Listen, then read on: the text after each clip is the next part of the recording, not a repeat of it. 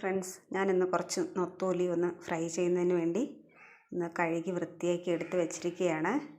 അപ്പോൾ നമുക്കിതിലൊന്ന് മസാല എല്ലാം ഒന്ന് പുരട്ടി ഒരു അരമണിക്കൂർ ഒന്ന് റെസ്റ്റ് ചെയ്യാനായി വെക്കേണ്ടതുണ്ട്. അപ്പോൾ നമുക്കിതിൽ മസാലകൾ ഓരോന്നായി ചേർത്ത് കൊടുക്കാം. ഒരു 1/4 ടീസ്പൂൺ മഞ്ഞൾപ്പൊടി, 1 സ്പൂൺ മുളക് പൊടി ഇട്ടു. ഒരു 1/2 സ്പൂൺ കൂടി ഇടേണ്ടതുണ്ട്, കാരണം കുരുമുളക് പൊടി കഴിഞ്ഞു പോയതിനാൽ മുളക് പൊടിയാണ് കൂടുതൽ ചേർക്കുന്നത്. 1/2 സ്പൂൺ മുളക് പൊടി ഇട്ടിട്ടുണ്ട്. ഇനി നമുക്ക് ഇതിലേക്ക് ഒരു 1/2 സ്പൂൺ ഗരം മസാല ചേർക്കാം.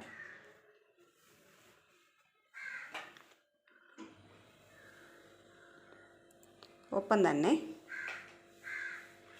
ഇത് നമ്മുടെ ഇഞ്ചി, വെളുത്തുള്ളി, പെരിഞ്ജീരകം, കറിവേപ്പില എന്നിവ ഒന്ന് ചതച്ചെടുത്തതാണ്, അതുകൂടെ ചേർക്കുവാണ്. 1 സ്പൂൺ ഉണ്ടത്. ഇനി നമ്മുടെ പാകത്തിന് കുറച്ച് ഉപ്പൂടെ. ഇനി ഇതെല്ലാം ഒന്ന് നന്നായി ഒന്ന് ഈ മീനിലേക്കിട്ടൊന്ന് മിക്സ് ചെയ്തെടുക്കാം. ഇതെല്ലാം കൂടി ഒന്ന് മിക്സ് ചെയ്ത് വെച്ച് ഈ മസാലയെല്ലാം നല്ലോണം നമ്മുടെ ഈ മീനിൽ പിടിച്ചതിന് ശേഷം നമുക്കിതൊന്ന് ഫ്രൈ ചെയ്ത് എടുക്കാം. ഒരു അരമണിക്കൂർ ഒന്ന് ഇതൊന്ന് റെസ്റ്റ് ചെയ്യാനായി വയ്ക്കുവാണ് ഞാൻ. അതിന് ശേഷം നമുക്കിതൊന്ന് ഫ്രൈ ചെയ്തെടുക്കാം. ഇപ്പോൾ ഒന്ന് റെസ്റ്റ് ചെയ്യട്ടെ. അപ്പോൾ ഫ്രണ്ട്സ്, നമ്മുടെ നൊത്തോലി ഫ്രൈയോടൊപ്പം തന്നെ കുറച്ച് നൊത്തോലി ഞാൻ കറി കൂടി ഉണ്ടാക്കുന്നുണ്ട്. നമ്മുടെ ഇലിമ്പം പുളി ഇട്ട് വെച്ച ഒരു തേങ്ങ അരച്ച നല്ലൊരു നൊത്തോലി കറിയാണ് ഉണ്ടാക്കാൻ പോകുന്നത്. അപ്പോൾ അതിനായിട്ട് ഞാൻ ഇവിടെ കുറച്ച് ഇലിമ്പം പുളി നീളത്തിൽ അരിഞ്ഞെടുത്തിട്ടുണ്ട്. ഒപ്പം തന്നെ ഒരു പച്ചമുളകും കൂടി. ഇനി ഇതിൻ്റെ കൂട്ട് തയ്യാറാക്കാനായിട്ട് ഞാൻ കുറച്ച് തേങ്ങയും മറ്റും എടുത്ത് വെച്ചിട്ടുണ്ട്. അപ്പോൾ നമ്മുടെ കൂട്ട് തയ്യാറാക്കാനായിട്ട് ഒരു അരമുറി തേങ്ങ, 2 തണ്ട് കറിവേപ്പില, 4 ചുവന്നുള്ളി, 2.5 സ്പൂൺ മുളക് പൊടി, 1/4 ടീസ്പൂൺ മഞ്ഞൾപ്പൊടി. അപ്പോൾ ഇതൊന്ന് ഞാനൊന്ന് അരച്ചെടുത്തിട്ട് വരാം. ഒപ്പം തന്നെ കുറച്ച് പുളി കൂടി പിഴിഞ്ഞെടുത്ത് വെച്ചിട്ടുണ്ട്, കാരണം ഇലിമ്പം പുളി ഇടുന്നതുകൊണ്ട് ഒരല്പം പുളി വെള്ളം കൂടി ഇതിലേക്ക് ചേർത്ത് കൊടുക്കുന്നുണ്ട്. ഇതൊരു വാളംപുളി പിഴിഞ്ഞതാണ്, ഒരു ചെറിയൊരു കഷ്ണം. അപ്പോൾ ഫ്രണ്ട്സ്, ഞാൻ നമ്മുടെ കൊഴുവക്കറി ഉണ്ടാക്കുന്നതിനായി ഇവിടെ കൂട്ട് തയ്യാറാക്കിയെടുത്ത് ഇതൊന്ന് കലക്കി എടുത്തിട്ടുണ്ട്. നമുക്ക് എത്ര കറിയാണോ ആവശ്യമുള്ളത് അതിനനുസരിച്ച് വെള്ളം ചേർത്ത് കലക്കി വെച്ച്.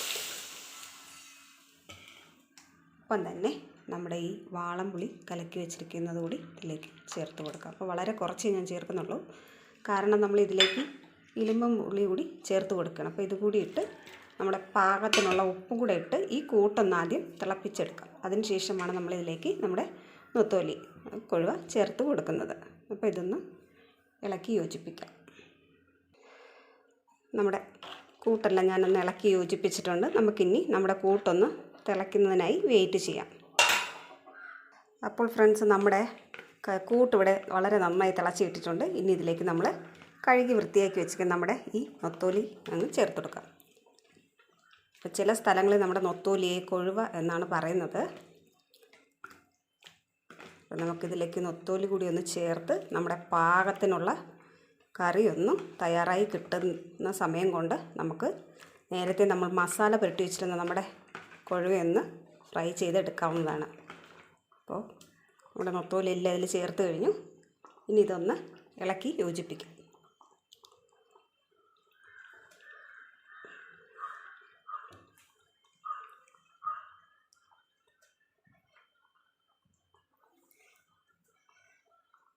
നമ്മുടെ ഈ കൊഴുവ കറിയിലേക്ക് ഒരല്പം ഉലുവയുടെ പൊടി കൂടി ചേർത്ത് കൊടുക്കുവാണ്.